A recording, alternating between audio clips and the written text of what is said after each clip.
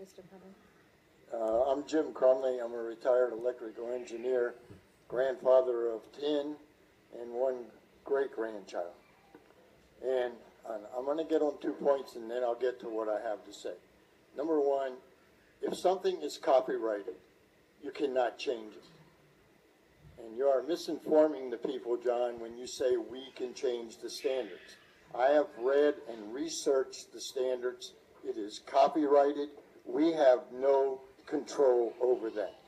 If you can bring me documentation that proves me otherwise, I'll accept that. The second thing is we keep talking about the park test, which it's not a park test this year, and I wish you would tell the public it's not the park test, that it's through the DRC. When I look at something logically as an engineer, and you tell me you're going to set a benchmark with this test, 80% of the states are not involved in this test.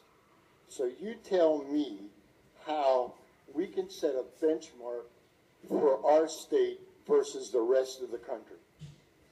End of that discussion. Now I want to talk about text. We hear about Pearson education.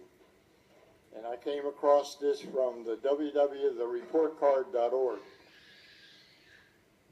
Pearson is a $9 billion giant that dominates textbooks, testing, teacher evaluation, IT platforms for schools, and may have the largest investment in lobbying of any publishing company operating in the United States.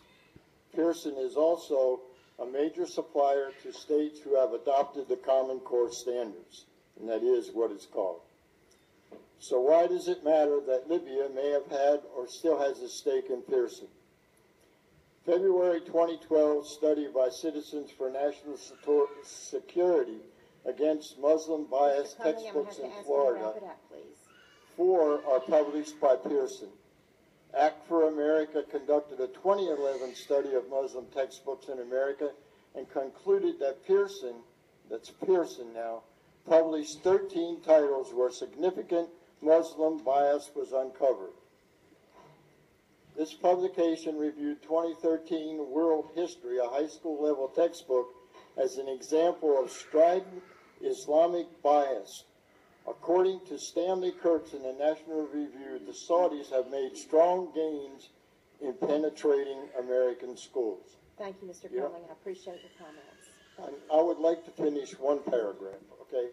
Quickly, please.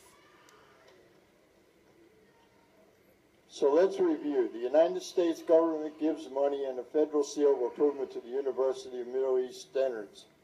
That center offers a government-approved K-12 Middle East Studies curriculum to America's teachers, but in fact that curriculum has been bought and paid for by the Saudis. Meanwhile, the government is asleep at the wheel. This is very serious, and this is one of the things that we consider is Pearson was supposed to be the one that supplied that. Please stop saying we're taking the park test. We are not taking the park test this year. Thank you, Mr. Crumling.